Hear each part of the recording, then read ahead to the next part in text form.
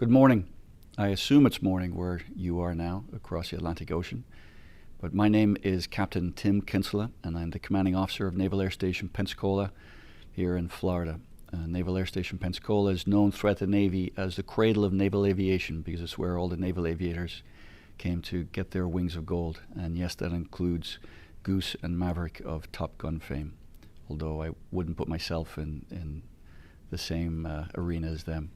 So you may be wondering what a Navy captain is doing talking to you from Pensacola on Remembrance Day.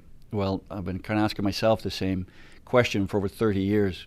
I was a pupil at King's Hospital from 1982 to 1988, which I know to you may seem like an interminable age ago, but I trust me, my memories of King's Hospital are as clear and as crisp as if they were just yesterday. But I'll tell you one thing for sure. When I was sitting in the same seats you are now, the idea that over 30 years later I'd be a captain in the US Navy giving a virtual speech about Remembrance Day to my old school would have been as outlandish as, gosh, I don't know, maybe Norwich winning the Premier League. You know, I thought I was the only graduate from King's Hospital to have earned US Navy Wings of Gold, but I was proved incorrect by Andrew Whiteside. Thomas Francis Gladwell Boyd, he graduated from King's Hospital back in 1913. He has that distinction. He was born in Kilkenny and he immigrated to the United States and joined the Navy in the build-up to World War I. And he earned his Wings of Gold right here in Pensacola on the 3rd of October, way back in 1918. So I'm only the second guy. But to the task at hand. Today, as you're well aware, it's Remembrance Day. 102 years ago, the guns finally fell silent on the Western Front, thus ending the Great War. It was to be the war that ended all wars, yet it was the great enabler for almost every major conflict since then. So great were the effects of that war that if you don't have even a basic understanding of the events surrounding World War I, you'll never understand the world we live in today. And the old boys who left King's Hospital to enlist knew that very, very well. They knew that the fight they were marching towards would shape the world for generations to come. We too often dismiss the leaders of World War I as obtuse, unthinking automatons, and the soldiers who were sheep unwittingly led to their slaughter. Lions led by donkeys, as the saying goes. But such pithy sentiments do a terrible injustice to the men and women of that age, and it assumes that we would somehow know better if we were in their shoes. The men and women who marched to the front on both sides knew full well the import of what they were doing. So today we join millions of people around the world in commemorating the end of the Great War and remembering the countless names memorialized in stone in cemeteries from Belgium to Bulgaria and from the Argonne to Abyssinia. So I'm going to talk a little bit about what went on that day on November 11th, 1918, when the war ended, and what I think the war meant to King's Hospital, and I'll share some personal experiences and reflections with you. So let me take you back, just over 100 years ago, to the evening of November 7th, 1918, to the Western Front in France near the ruins of La Capelle, not too far from the Belgian border. Imagine yourself standing on the fire step of the French trench, your head resting against the cold earth just below the sandbags on the parapet. The sun has set, there's a damp cold in the air, and there's a low-lying fog covering the shell-cratered moonscape of no man's land between the trenches. Even though you can hear the cracks and the crumps of sporadic rifle and shell fire, there was still an odd silence about the place. Suddenly, you hear a lone bugle coming from the direction of the German side. 3 short notes followed by a longer one. It's the ceasefire. You'd heard the rumors, but could it be true? Between the bugle calls, you hear rumbling engines, so you peek through the trench periscope beside you. From the dense fog appears the headlights of 3 cars, bumping along the remnants of a road towards the French line. A grey-clad soldier stands on the running boards each side of the lead car, one with a large white flag and the other with a bugle to his lips. Seated in the cars are the German negotiating party, a general, a Navy captain, a count, and a politician. They stop when they reach the French line and take on a guide, and then continue on a circuitous route throughout the most war-ravaged landscape of the Western Front. Later, one of the German delegation remarked that he was sure the French were taking them through the most heavily damaged areas just to make a point, as if to say, look what you did to our country. You did this. After a couple of hours, they arrived in a clearing in the forest of Compiègne, where they were led to a luxurious train car. Waiting for them was the Allied delegation led by Marshal Foch, the Supreme Allied Commander, and when he saw them, he asked, "What do these people want?" "Why, mon général? They are here to negotiate the armistice," said his aide. "I have nothing to say to them," replied the old marshal, and he turned his back on them and walked away. That may give you some idea of the animosity these negotiators were facing.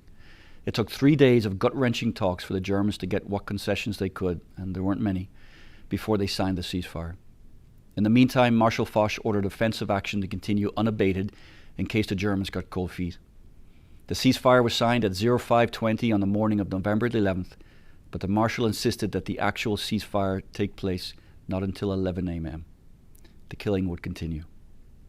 At 0400 that morning, the 1st and 2nd Battalions, 5th Marine Regiment, including a company led by Captain Charlie Dunbeck, began an opposed crossing across the Meuse River.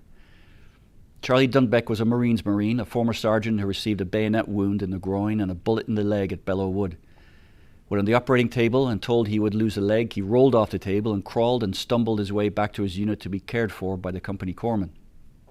Not much later, he was at the head of his troops again for the Battle of the Meuse-Argonne.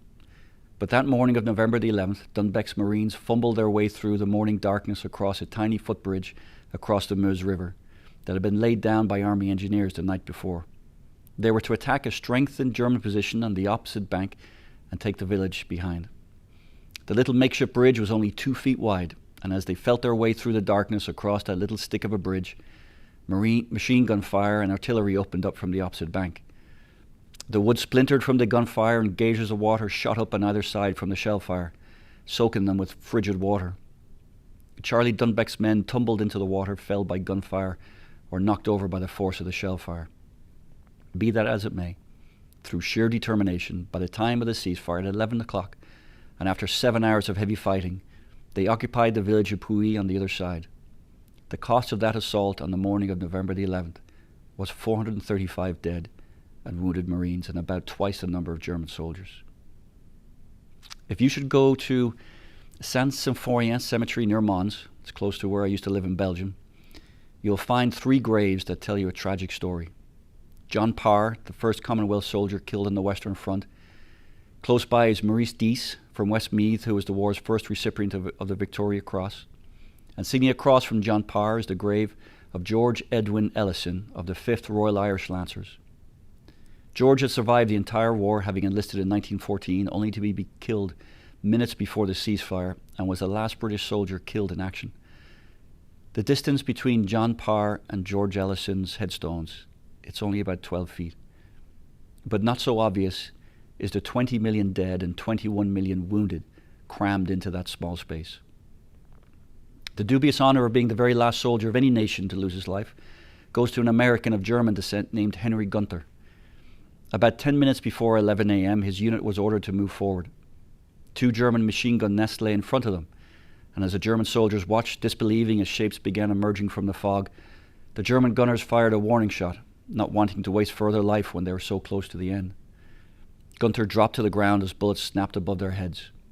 The Germans assumed that the Americans would have the good sense to stop with the end so near. Suddenly, Gunther jumped up and began running toward the German machine guns. His American colleagues shouted for him to stop. The Germans even waved him back and shouted for him to turn away, but Gunther kept running. The enemy gunners fired a 5-round burst, and Gunther was struck in the left temple and died instantly. The time was 10:59 a.m. History affords Henry Gunther the dubious honor of being the last soldier to fall in combat during World War I. Sunrise that morning was at 06:52, and the vast majority of the casualties that day happened on those long 4 hours and 8 minutes between sunrise and 11 o'clock. Almost 13,000 in total, more than 2,700 dead. That is more casualties than both sides suffered on D-Day. The difference is that we were fighting to win a war on D-Day. On November the 11th, 1918, the war was already won. A British artillery unit recorded a sound graph at precisely 10:59 to 1100 that day. They used sound for direction finding of enemy artillery units and recorded it on a paper graph. Recently, the Imperial War Museum in London, they used that graph to recreate what the Western Front sounded like at that moment of the ceasefire. It's eerie. You can look it up on YouTube. The cacophony of gun and shell fire immediately transitions to perfect silence. After talking to World War I veterans about that moment, Kurt Vonnegut, the author, wrote, "It was during that minute in 1918 that millions upon millions of human beings stopped butchering one another. I have talked to old men who were on battlefields during that minute. They have told me in one way or another that the sudden silence was the voice of God. So we still have among us some men who can remember when God spoke clearly to mankind. I spent a lot of time with my family visiting American, Commonwealth and German cemeteries throughout Belgium and France when we were stationed there with NATO. My great-uncle fought with the Connacht Rangers, and he enlisted in 1905 and served with them in India before going to France. He was one of the old contemptibles. He died from wounds on 3 December 1914, following the British Army's exhausting and deadly retreat from Mons. Every Veterans Day I wear his regimental cap badge just as a sign of remembrance and respect for him. Because that isn't what Remembrance Day is all about. It's about remembering the past and remembering those who have gone before us. I was fortunate enough to be able to take my father and sons to visit his gravesite, and to say it was emotional is an understatement. It meant a great deal to my father. We were probably the first family members to visit his grave since his death. If you should ever wonder whether the French and the Belgians appreciate the sacrifice of so many British, Irish and American soldiers, you only have to visit any of the hundreds of Commonwealth or American cemeteries littered around Flanders and the Somme. I'll never forget one in particular that I visited with my father near the village of Mametz.